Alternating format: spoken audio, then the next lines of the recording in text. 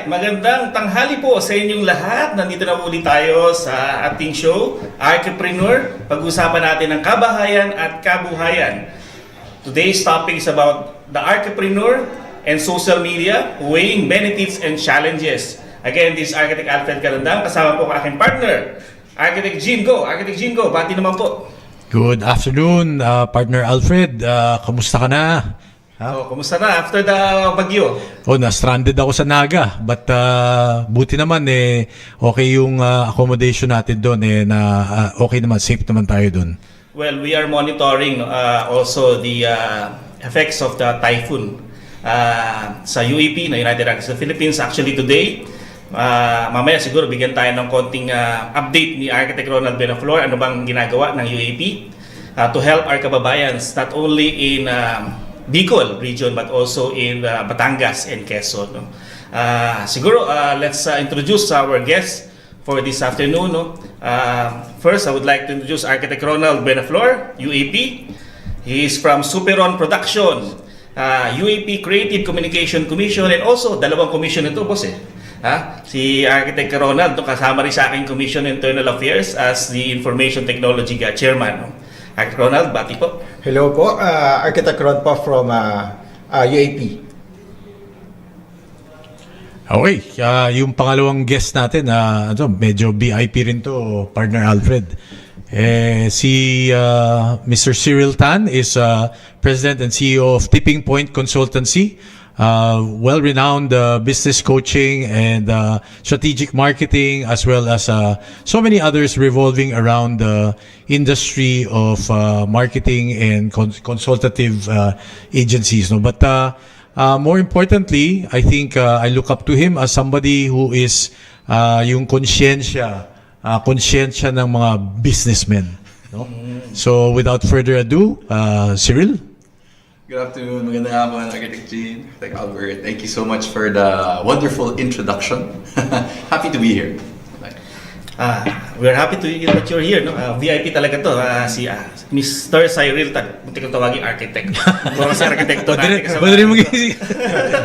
Anyway, ano ba ang epekto ng social media in our Kabahayan and Kabuhayan as an archipreneur, as a practitioner of architecture, and maybe as a social media content creator, no? Malaking epekto nito sa atin. Ano ba yung benefits nito at yung challenges that we are facing, no, when it comes to social media content creation. But before that, I would just like to ask muna an update from Architect Ronald. Ano ba ang ginagawa ngayon ng UAP because of the onslaught of the typhoon Katrina, tama? Christine, no? Iba ko pa pangalan. Sir, baka nadagdagan tayo. Oo, sir. Actually, sir, sobrang active ng UAP with regards to sa Christine relief operations. Actually, mamayang hapon, sir, bali pupunta ang GMA Kapuso Foundation i-turn over natin yung lahat ng mga napak natin na relief goods and then mga amenities na kailangan ng mga nasalanta sa bagyo. So, ang bilis, sir, actually sobrang during bagyo, nag-usap po sa NBD, kasama ko si ating napakagaling na ED. Bali, nagplan agad paano makakatulong sa Bicol. Napakabilis, sir. So, same day meeting, tapos kailangan mabilis din yung posting. So, nag-post kami agad, nag-update kami kung ano yung mga kailangang malaman ng public. Definitely, we are asking for help sa kapwa architects. And surprisingly, ang ganda ng tanggap ng mga tao.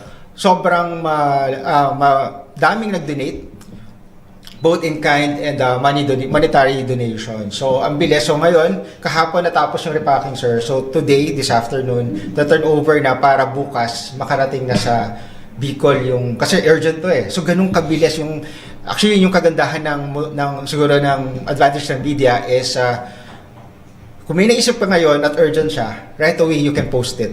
And then you can get the result right away. Because people will comment on your post, how can I help? How can I donate? Where will I donate? Ano pang kulang nyo? Ang bilis. Then, in a short span, sir, less than a week, nakabuo agad tayo ng ganitong amount and ganito kadaming relief goods in time for Bicol. So, later, manin natin, sir. Tama. So, ayaw banggitin ni Architect Ronald magkano inabot, no? Pero, nakaabot na po ng 500,000 in terms Yes, of sir. donation, So, in terms of maraming money. salamat, sir, sa ano.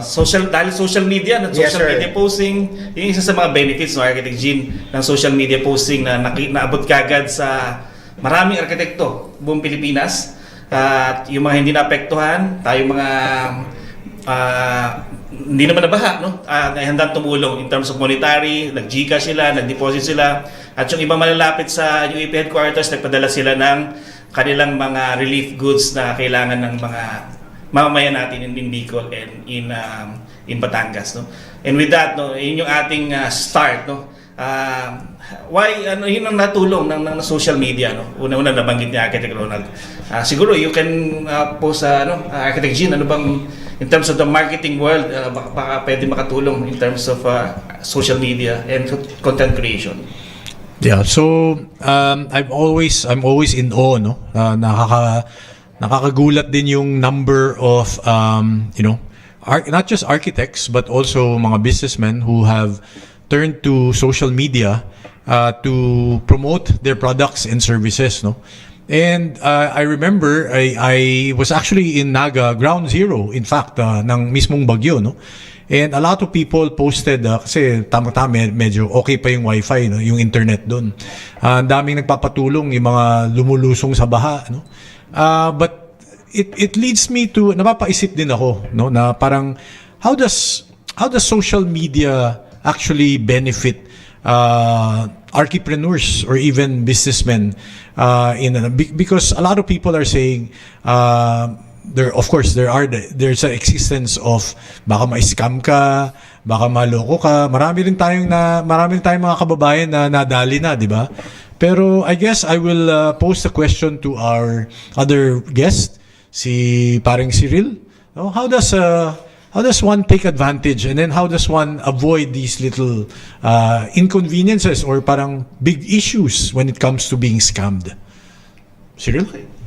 Well, Architect Gene, first and foremost, I'll answer the importance of social media first. Okay, so the good thing with social media is it gives you access to a lot more people than you would normally have if you didn't have digital access. It allows you to have a specific identity immediately. It allows you to have a say, and people can identify or relate with that. And of course, it's cheaper to make online content now than what it used to be, instead of creating like production shoots for advertisements and stuff like that. So, and I feel that as an architect, that's what you want. No? You want to be able to share your works. You want to be able to establish an identity so that you can relate with people in terms of what you design, what you make, and what you create. Right now, the thing with social media, with online content, is that you have to be serious about it. It's like a business also. Yes, it is cheaper now, it is easier now to make content online, to do business online, but it also means that you have to be just as committed as you would do like regular or traditional marketing styles. What do I mean by this? So, and I'm getting to the point of how you avoid getting scammed, no? So you have to take a look at the people who are serious about what they're doing. And these are the people who are consistent in terms of trying to get their brand out there, which means that the content that they create are consistent, diba? And it's always there. Nowadays, with all this, this information and content in the digital world, for you to be seen and for you to take it seriously, you have to have content almost every day. You have to have presence, diba? Then this person is really working. Then this person is really reliable, diba? Hindi yung when you check out their history, they'll have one or two content over the past few months, right? And that speaks of your credibility as well. So, in terms of how you use also social media, you have to be very clear then on your purpose. Like, are you using it to promote your brand equity, diba? Your brand as an architect, your name, or are you simply using it for lead generation, just to be able to talk to people, diba? So, and that will dictate the type of content that you put out. That's why, in the world, we plan content in advance, 2 weeks, 30 days, diba? And then we adjust for that. So it has to be a consistent thing. And off the bat, on a surface level, I think that's the most important thing that helps entrepreneurs in terms of social media management. Okay, partner Alfred, ibang klase, no? Consistency is the key. Ika nga is who's your market? Yun yung sabi ni Sir Cyril, no? Who's your market? Identifying your market. And when you identify your market, then you'll be able to create content which is tailored fit to that target market that you will have, no? Let's ask Architect Ronald because he do a lot of social content creation, no? Kung papanoorin niyo, i-follow niyo siya. Naku, napakakulit na kanya mga content creation. And sino bang tinarget niya nung una siya nag-create nitong mga contents na to, no? Architect Ronald? Actually, yung content ko kasi sir, more fun way of presenting architecture. Kaya kadalasan ng mga videos is when an architect blank. So we want to break that perception na mga architect seryoso, mahirap lapitan, or parang puro ang ginagawa lang yung parang puro work. No, we are having fun. We are approachable people, and we want to break that parang yun yung nakatatak sa mga tao na fun ka. Also, we are parang nandun na yung perfect opportunity na while you are making these fun videos, you are sending a message to the public. Kasi it's all about the language, sir. Kasi kahit gaano kaganda yung message mo na gusto sabihin sa video, pero hindi nila tinapos yung video mo kasi boring, sayang. So, you make a fun video and then at some point you inject sincerity or parang cause mo. Madalas na inilalagay ko sa video is against anti-illegal practice. So parang ginagawa ko siya na joke siya, pero at the end, I want to relay the message to the public that illegal practice is not good. And you should not support that. And also, makikita ng mga tao na yung hirap ng work sa pagiging architect. Di ba kasi ngayon, sir, like, sasabihin na parang drawing lang yan. Pero if the public will know, paano ba yung process ng pinagdadaanan ng isang architect just to finish a project? They will learn to appreciate and they will learn to respect. Kasi yun yung actually, sir, yun yung nagiging number one reason kung bakit parang they don't parang support a profession or a cause kasi hindi nila naintindihan. Like, it's more of information. And then the idea is, paano mo ipe-present yung information na yun sa public na maintindihan nila and sure ka natatapusin nila because you're doing a fun video. That's interesting, no? Architect Ronald. Kasi, alam mo, meron akong mga kilalang first-gen architects. Ayaw nila sa social media. No? Kasi sabi niya, ma-scam ako. Kung hindi, ano daw yan, parang sugal. Di ba? Pag nag-post ka ng ad, tapos let's say, naghahanap ka ng arkitekto, di ba? Dudumugin ka ng mga, sabihin natin, 30, 40. Paano daw pipili ng tama kung sandalian lang yung di ba? Sandalian lang yung interaction.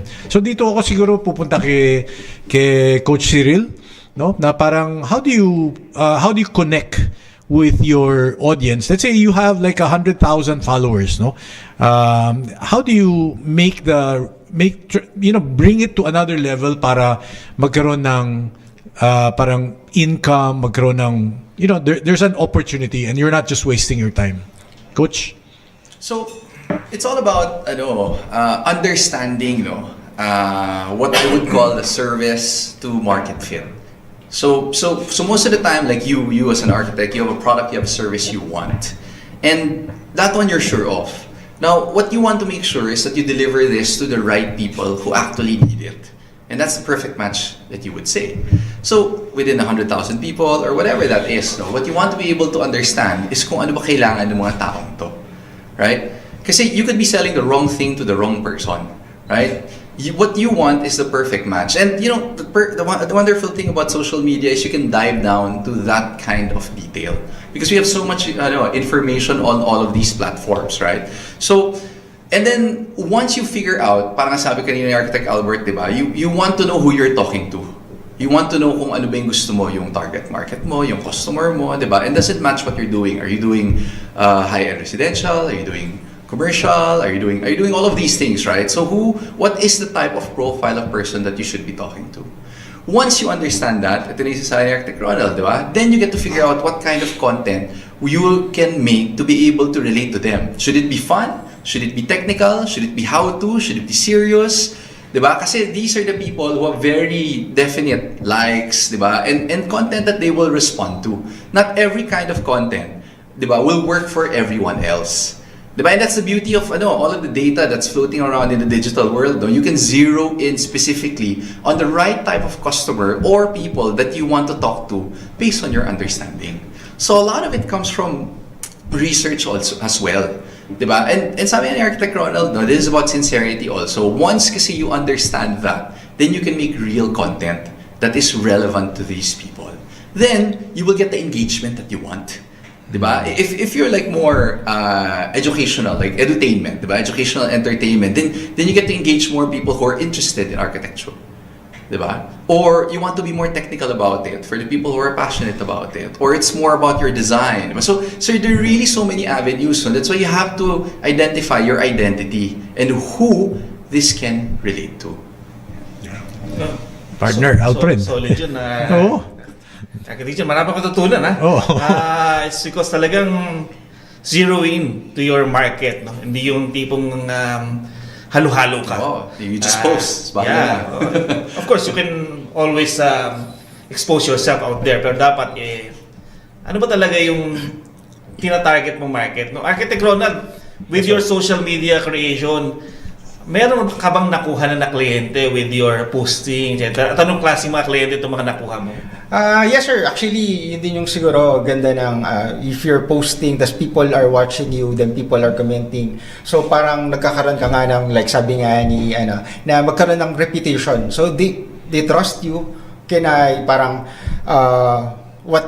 I need a service of an architect kasi parang na-discuss mo ng malinaw what are the services, what are the processes involved during construction sa video mo. So I need to know more. So doon nag-start yung conversation. And then sasabihin nila, meron kasi akong bahay na ganito, meron akong lote na ganito, what can I do? So actually parang lumalabas na yung mga videos or any post sa social media na ginagawa mo, it's a conversation starter to a potential client. Because they start to ask about details about doon, and then you explain it to them, and then nandun sila sa point na they want to tap your services because you answered kung yung kailangan nila. So like sabi nga na sakto yung needs, fit dun sa mapaprovide mo. So Ronald, paano yung kasi like dito sa org namin, no, sa BNI, parang kailangan mag-develop ka muna ng relationships para ma-engage ka as an architect, no? How do you actually develop yung relationship na yan? Pero if somebody's just walking in blind, 'di ba? Na parang hindi ka kilala, hindi mo rin siya kilala. 'Di ba? Meron ka bang timeline para kilatisin mo kung okay ba tong kliyente o medyo feeling mo na medyo ka lang, parang sideline ka lang? Yes, sir. Actually, parang nasa parang naging trial and error na din yan, sir. So minsan, alam mo na yung mga unang linya ng mga potential clients, so parang, okay, kukuha lang to ng cost o kukuha lang to ng ideas. And you will know din sino yung talagang serious na clients. Sila yung parang after magbigay ng info, sila yung mga may follow-up questions. So they know how yung mga small details ng isang project. Kasi for example, if I'm building a house, I don't wanna talk to an architect without me searching for what are the details, ano yung mga kailangan ko. So before ako magtanong ng architects, mayroon ako parang checklist ng mga kailangan ko. If that potential client give me those right questions, give me those right details, definitely parang nandun din ako sa part na I trust this stranger na potential client because he or she knows what he or she is saying. Coach Cyril, sometimes we get this parang are you digitally present, 'di ba? Parang may mga tanong na ganoon na parang siguro for the benefit of our archipreneurs. Can you help us understand what it feels like or what it really means to be digitally present? No? Okay, so there's a number of things that creates like digital presence, diba? So earlier on, for you to be recognized as legit, number one, you need to have an email address and a website. Now that has gone further, diba? So now they want to see your works, and it's not just about the profile. Diba? This is about continuing presence in the platforms, diba? In the digital space, which is about content. But it doesn't stop there, connected to what Architect Ronald was saying, and what you were asking about relationship building. social media management or presence is not just about posting content and trying to get leads. A lot of it is about listening and getting engagement, which is why customer service is super important. You know, you put a post up, and it's not because just so people want to see. You want to make sure that they see and they're interested in. And the way to gauge that is if you get engagement. Do they message? Do they ask questions? Diba? Do they ask you questions? Diba?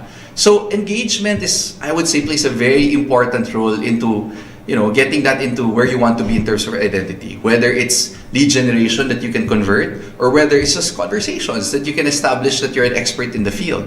Diba? So engagement would be a good way to establish your digital footprint as well. Diba? You can get you know a account with so many posts. And then the next thing that you look at is this person answering. Are people looking at it? Are people liking it? Are people conversing with it? Diba? And then you get a feel if this person is real, if this supply or architect or the people, are they interested? Do they value? What do they say about this person? Do they like it? Do they not like it?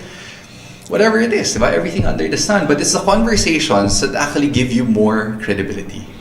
Partner Alfred. Yun yung natawag nating storytelling, no? Oo. Storytelling. Kanina may binanggit si Architect Ronald, yung solution-driven yung kanyang mga content, no? Giving actual solution to a certain problem, no?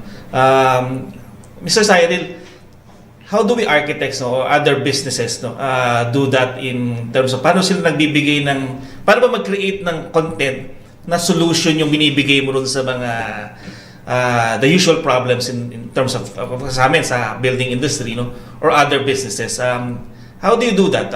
You create ba an example, or you give you create a scenario ba? Paano bang tip mo sa ganyan, sir? Well, there are many ways. Like I said, diba, you can try every type of content kasi at the end of the day, there is no formula for virality. Diba? And that's what you want, no? Your content to go viral, for people to talk about it, to see it. So, the best way kasi to do that is to experiment until you can find the right formula for you and your market. But, it's more specific to your question, sir, no? If you're talking about specifically how to provide solutions, I think it's more important about understanding people's problems. You know, so for me, off the top of my head, you want to create content that people can relate to. So maybe I would make content of what people's problems usually are, what they encounter, you know, as architects, diba? Parang with architects, when working with architects, we're working with construction, these are the problems that I encounter, and I've done a few. This is a headache. I don't know how to solve this. And then you come up with a solution. This would be the right way to do it. Like si Architect Gene in our org, he always talks about how people run to scrimp on the drawings, the architecture, but I agree with him when he talks about how having a very sound plan can actually save you 30% of construction costs. Diba? So those are the things that you can talk about, and you can show that. You know, look, if you plan things properly, you don't have a lot of change orders. You don't have a lot of variations, right? So if you do want to address specific problems, I think that would be the way to do it. And you can do it on an educational type of content, edutainment, a practical one. So many ways to do it. But off the top of my head, I would make sure that the problem that you're addressing is very specific and very clear, and that is very relatable. Yeah. Architect Ronald, usually bordering tayo, no? Kanina pinag-uusapan natin, bordering tayo when we talk about solutions and when we endorse products, no? Hindi naman endorse talagang endorse. Pero parang, I think this is the best product for your paint solution, for your building solution. Paano ba yung bordering na yun in terms of the ethics of the practice of architecture? Medyo kasi nahihirapan kami ron, Sir Cyril, no? Sir Ronald, paano bang ginagawa natin? Well, actually ngayon sir na nasa digital age na nga tayo, sir. Tapos medyo yung reference kasi natin, sir, ng for example, like, nakasulat kasi sir sa code of ethics natin mga architects. Well, ang nakasulat sir na very specific, sir, is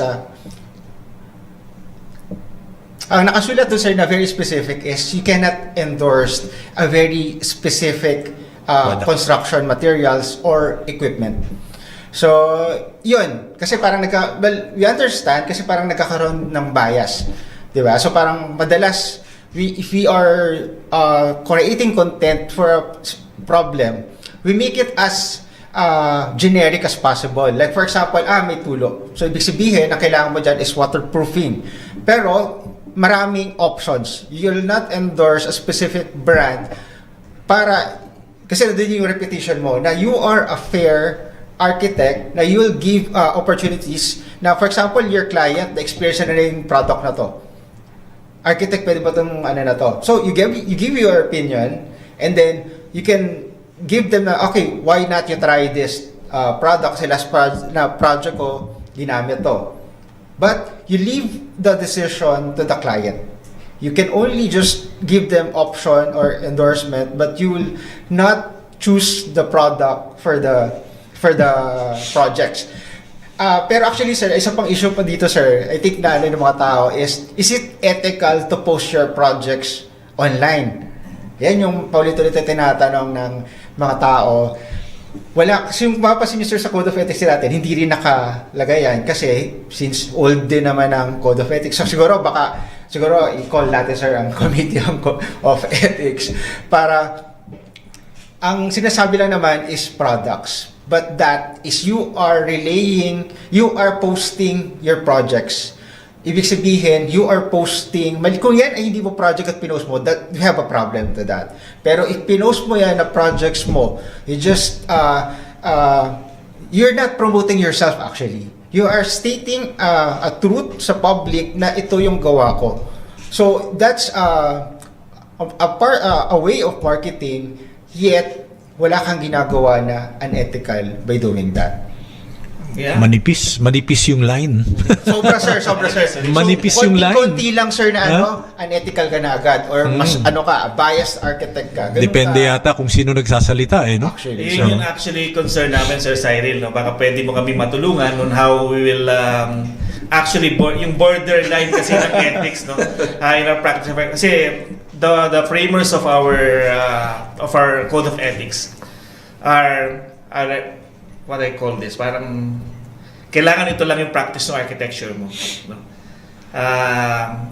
So marami kaming ginagawa, no? Kaya nga kami solution driven kami. We don't endorse product, we endorse solution.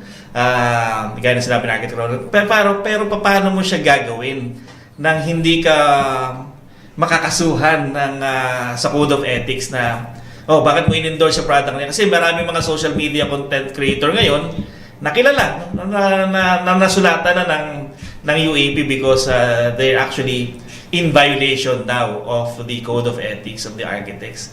So, una dyan, of course, is to revisit the law. Because code of ethics is a law. Siguro to revisit that and how we will put out something there that is truth. No? For us, like Rotarians, Rotarian po kasi ako, ang una namin question sa four-way test is it the truth? No? Kung yan ay totoo naman, then you can actually post it because di mo naman pinopost yun ng hindi totoo. You're just posting your project. So, paano namin to, say Cyril, no? Paano namin to further pang ma-put out there yung sarili namin? Actually, not to advertise ourselves, but to actually put the profession there na kailangan nyo ng arkitekto in doing the built environment. So, definitely, sir. In the digital realm, maraming gray area. It's a new universe, and everybody's struggling with that. I'm not familiar with your code of ethics, but I would say that social media posting, a lot of it is also about your experience. So people don't like to be sold to anymore. Not a lot of people like advertisements. People like to be informed. People like to be entertained. And there is an advent of this type of content, which is review content. Because when you do like a review content, that specifically states that it's your own opinion. Now, I don't know how that works with your code of ethics, but for tech, for a lot of products that I see online, review content is very important.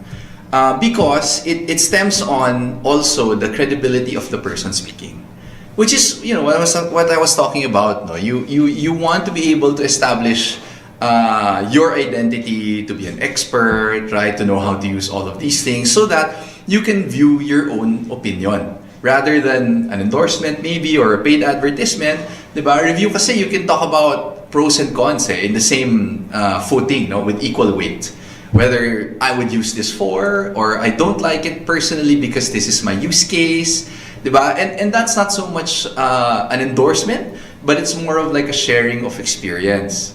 But ultimately, you have to qualify everything that's online. Like even news, we get so many fake news, and we only try to get news off of reputable content creators, diba? Like the usual news sources, diba? And just because somebody creates content and posts it doesn't mean that it's automatically true. It needs verification and vetting pa rin. But yeah, maybe because I'm not familiar with your code of ethics, no, review content and sharing your own opinion for specific use cases might be a good way to be able to share your solutions. Partner Alfred, naalala ko yung misrepresentation, no? Talagang yan ang napaka popular but yet rampant, no? Minsan naalala ko nung bata pa tayo, gusto natin na ipakita na may mga experience tayo, no? Yes. But because of social media, yung mga bata ngayon minsan na mas malaki yung potential to misrepresent themselves, no? Yeah. So I guess this is where we have to also look at yung content mo, kung balik dun sa is it the truth, no? Oo. So maybe you can share also your thoughts as far as misrepresentation is concerned. Maraming ganyan ako. Actually, merong tumawag sa amin sa company, no? Sabi, architect, may nagki-claim na sila raw ang nag-design at nag-build itong project na ito. Alam naman namin kayo ito.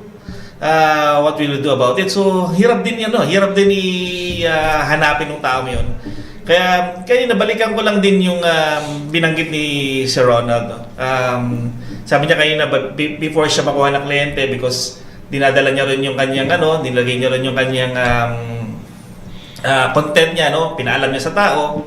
Ngayon kasi mga tao is may tinatawag tayo sa, I don't know if same pa rin yung term, yung tinatawag na zero moment of truth.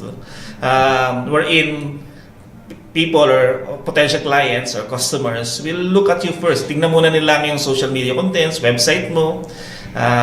Although website is still the parang yun yung iyong formal portfolio, no? And of course, titingnan nila yung social media, yung Facebook mo, Instagram mo, kung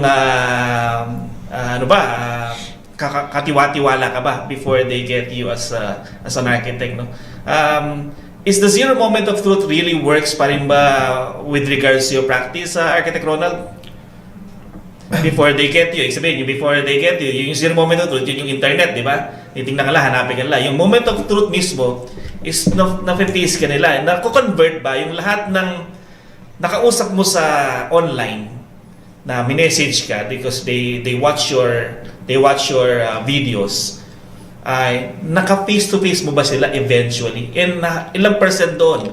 Out of the 10 ba, 8 ba ang magugot or 5 or wala? Actually sir, yun nga, dahil nga sa social media sir, hindi mo na alam kung sino nga yung totoo doon. Pero bisan maswerte ka din if kunyari may makuha ka na isang okay na kliyente, definitely meron din siyang friends na okay. So that's your another market. So that's why yung critical, yung first client mo na stranger, because siya, marami rin siyang connection with the other na pwede maging potential na maging client. Siguro ang important siguro dito sir is, for example, ito yung pinresent mo publicly na yung reputation.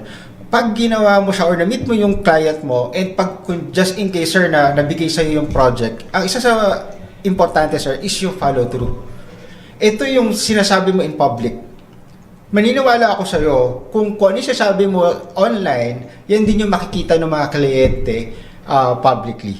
Kapag nag-start na yung project. So, importante yung follow-through. Kasi technically, yan yung parang stamp na, okay, tama lahat ng sinabi niya sa akin online. Tama lahat ng nakita ko na mga post niya na projects, talagang pulido yung gawa. Talagang ito yung style niya, kasi ito rin yung ginawa niyang style sa bahay ko and I like it. Parang yun. So it's yung follow through. Kumbaga dyan lalabas yung sincerity na you as an architect and as a social media na person. Bakit si overpromise, ano? Sir, yun yung problema. So, Ronald, partner Alfred, ang basa ko dito is the moment you sign up for social media, you should be game. No? You should be game for, syempre, ibang environment na yan. No? Sometimes ka, sa kasabihan, di ba, you lose privacy. No? So, I guess, when it comes to that, pagiging game, I'll ask Coach Cyril, no? Parang, ano dapat ugali mo na parang pag lumusong ka dito sa social media? What should be your attitude, no? When you go into this, Coach? I would say, Architect Gino, the same way, like if you become famous, you have a lot of projects, no? A lot of it is going to be exposed to opinion. Diba? So, and being like consumers or users of a service, you want to make sure that you call references. And your engagement within these social media platforms, whether they're testimonials, good or bad, or references, they're all reviews. They're all references and they're all That's why I said important part of it is you should be ready to engage. You should be ready to answer all of these things. The worst thing you can do is mapag-away ka. There will always be what we call trolls. Nasisiraan ka for whatever reason. What different understanding, difference of opinion. Diba? There will always be these people, but the important here kasi is how you handle things, no? How you engage them. Because this eventually, at the end of the day, will become your reviews. This will be part of your identity. Everything that you post online is part of your identity. You lose your temper online, that's part of your identity. You're professional about how you answer all of these things, that's part of your identity. How you engage, even how fast you answer is part of your identity. Diba? So, it's the same. Let's say we have a dinner conversation, or at this table, diba? We're talking. Diba? When you ask me a question, it takes me 5 minutes to answer. Compared to if I answer you immediately. Then you get to realize that I'm engaged. I do want to talk to you. So that would be the same thing online. Diba? So yes, you lose a little bit of privacy, but if you want to be successful anyway, hindi ba that comes with the territory? So can I cut you right there na parang should you, alam naman natin may mga trolls, alam naman natin may mga bashers, di ba? How far should you engage when it comes to negative comments or negative, and for a fact na itong mga comments sila is pang-asar lang, di ba? How much do you get yourself engaged? I would answer it. I still would answer it, but I would never pick a fight because I have faith in people. I still believe that people can see what's going on. You can talk to someone opinionated, but at the end of the day, when a lot of people see it, as long as you're a self-aware person and you feel you're pretty sane, diba? Or you're down to earth about it, I feel that most people in the world who see it are the same. But definitely there are topics that are going to be very up for debate, but I don't think that industry is really in that so far, diba? Sometimes it's a difference of taste or opinion, and as long as you're accepting on that, I don't think, people will have a problem. You have to remember, diba? There's only a conversation if you engage in it. If nobody engages in conversation, there's just no one to talk to, fight with, diba? So, I would say that, yeah, still answer it kasi it does deserve an answer. Diba? But not to the point na makikipag-away kayo when it's just simply now a difference of opinion. Partner Alfred. Partner, tanongin natin si Architect Ronald, no? With all his contents, na cyberbully na ba siya? Nagkaroon ba siya ng social depression? Di ba? Actually, sir, I'm thankful, sir, na wala ako nabasa na kahit anong negative comments. Siguro dahil ang inaano ko, sir, is kailangan kasi you are very, very careful. Kasi ngayon, ito yung era na sobrang madaling ma-offend yung mga tao, na parang may masabi ka lang na konti, na-offend na sila. Yung sinabi mo nga lang na ba't ang daling ma-offend ang mga tao, may na-offend na dun. Ganong level, sir. So, kailangan sobrang careful ka sa lahat na sabihin mo. So, sometimes in video, parang kailangan ko siyang panoorin na, kunyari, 5 times. I-check ko kung meron ba ako nasabing masama or parang attacks a certain group of people na magre-react.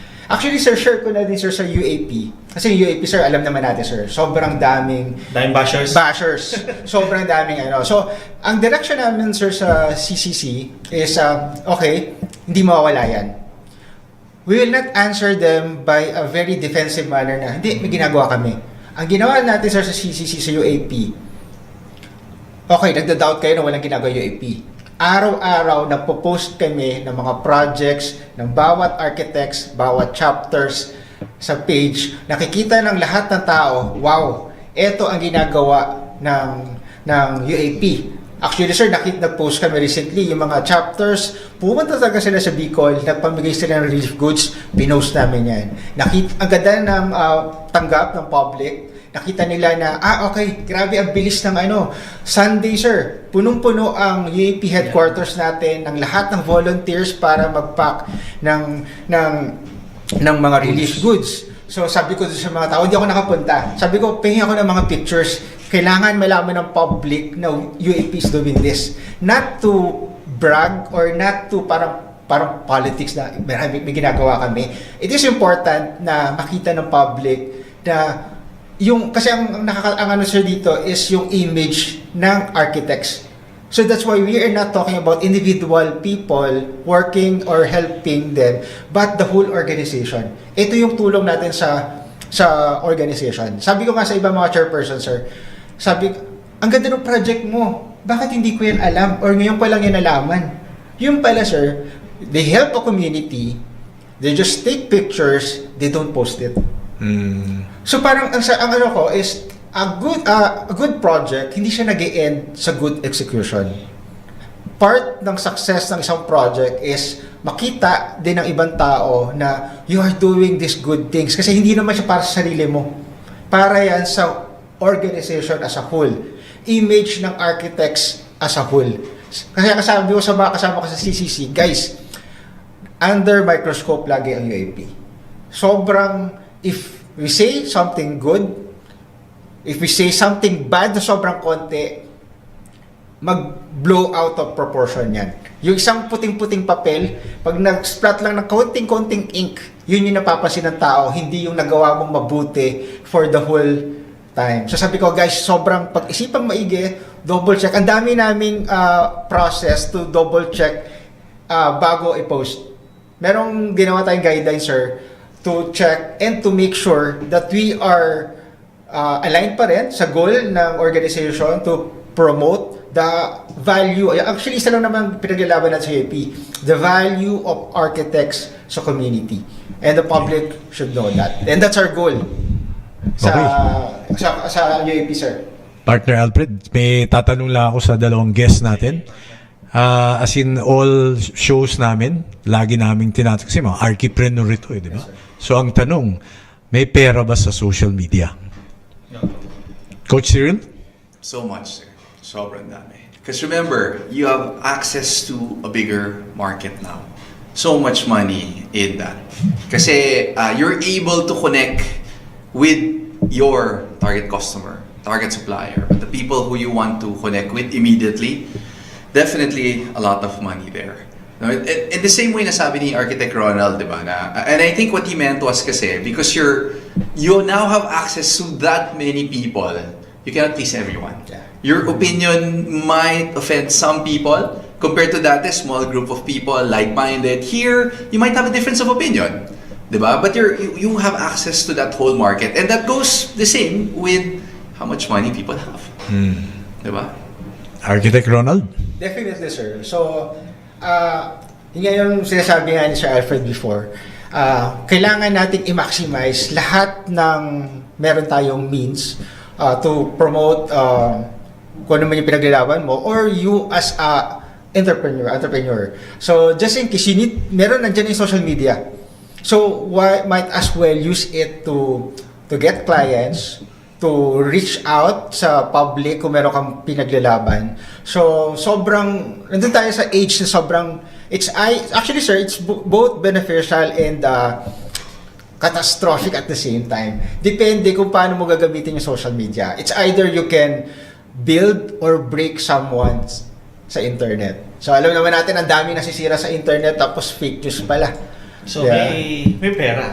May pera, sir. May pera pala dyan. May pera pa rin. Pero ito lang, kasi we are on the age of AI, di ba? We're in the age of AI. And because of the social media presence, we get a lot of, marami ka nang na-collect na data about you. So, dyan mapasok yung data privacy, no? Nagkakaroon ng nahahack yung account mo, nakukuha yung identity mo, identity theft, no? how do you prevent yourself, no, as a marketing practitioner, no, like yourself, Mr. Cyril, no? How do you prevent your clients, no, in getting hacked or ma-identity theft sila, makuha yung mga videos nila, makuha yung mga, baguhin, no? Baguhin, lagyan ng ibang lagyan ng ibang salita yung sinasabi nila. Maraming ganyan ngayon because of the AI. How do you do that? Well, sir, couple of points kasi where this happens. So it's important to understand like the process. So number one, if you keep a lot of information about, let's say, your clients, you have to make sure that where you store your data is secure. Diba? So whether it's your server, you should invest in software like encryption, diba? And all of these things, you have to identify, no? Or, like, ako nga, one of my pet peeves is, when they ask you to register, diba, sa front desk, you put everything. They ask you for everything, number, address, and then somebody will just come in and take a photo of that. That's not really taking care. As a vendor, diba, as a security, you're not taking care of people's identities, diba? And that could be as easily done as part of like identity theft. No? So it's more about what you want to share as a consumer, as a customer, but also ultimately the responsibility of the vendor. How do I take care of your information? Diba? So where do I store? Number one, where do I store? How do I store? How do I protect those information? Diba? Kasi it's an identifiable leak. Eh. Diba? If it's not necessary, then don't store. Diba? Or if it is necessary, then make sure that you are protected. Diba? Especially if you have like sensitive information in terms of payments, credit cards, diba? All of these things. That's why there's a lot of like security features now, di ba? Yung mga authentications, right? Two-step authentication, they'll send you a PIN or you approve from another device. So these are all important as well to make sure that you are the same person and to protect you. But definitely, with new opportunities, there are new risks involved, di ba? And I just hope that, with the new opportunities, it always outweighs the risks that you take so that it's beneficial for everyone. Ito yung natawag na social media and technology abuse, di ba? Siguro as a last parting words, no, by sa mga guests natin, siguro question lang is, because we're out there already, no? Sa public, nakikita tayo ng public, and anything that we put there is now being consumed by public. How do we contribute in the mental health of our viewers din? Siguro yun ang pinaka-importante rin in terms of social media is how do we contribute as an architect, first giving them the right information, solution. At the same time, yung mental health mo, saka yung mental health nung nanonood sa'yo. Yeah. Architect Ronald? Actually, classic to, sir. Great power comes with great responsibility. So, if you are reaching a lot of people, you are connecting a lot of people, sobrang laking responsibility mo sa public. Yung mga hindi nakakaintindi, dahil sinabi mo, na parang blindly, sinabi mo, susundin nila yun. Kaya sobrang thankful tayo, sir, sa UAP, sa trust na binigay nila. Kasi medyo critical kasi yung image building ng UAP. So kung ano yung mga ipopost natin, ano yung magiging image ng UAP, sobrang critical na dapat align pa rin sa kung ano ba ang gusto nating pinaglalaban ng UAP sa general public. So more of accountability, sir, and I think responsibility na dapat laging truth. Kasi actually, yung fake news, sir, nagiging truth yan, depende sa kung sino yung nakatanggap. Like for example, merong nag-viral, wala daw pasok, sir, ng November 28 to 31. Fake news yun. Pero dahil yun yung gustong marinig ng mga tao, para sa kanila, naging truth yun.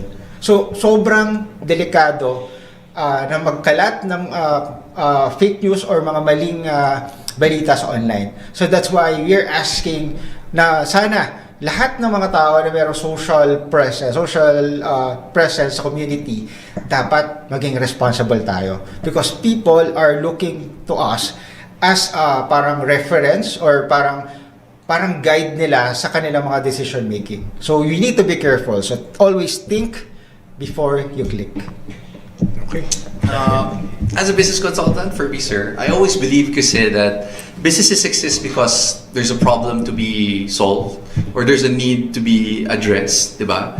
And in my experience kasi the most successful businesses are the ones who are trying to make an impact. Diba? Like I said, people, especially online consumers now, they don't like to be sold to, no? They like to be informed and entertained. If you stay true to the impact that you're trying to establish, that you're trying to solve, that you're trying to make, diba? Then that is content that is helping people.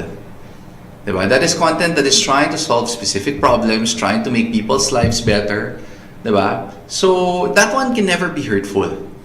Diba? It's just that, you know, in the digital space now, there's just so much content that you probably will never use, you know, just to pass the time. You know? So even my children, I try to prevent them from blind scrolling.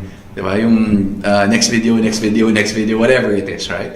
So for businesses, they have your example sa Archipreneur. They have to be responsible for the content that you put out there.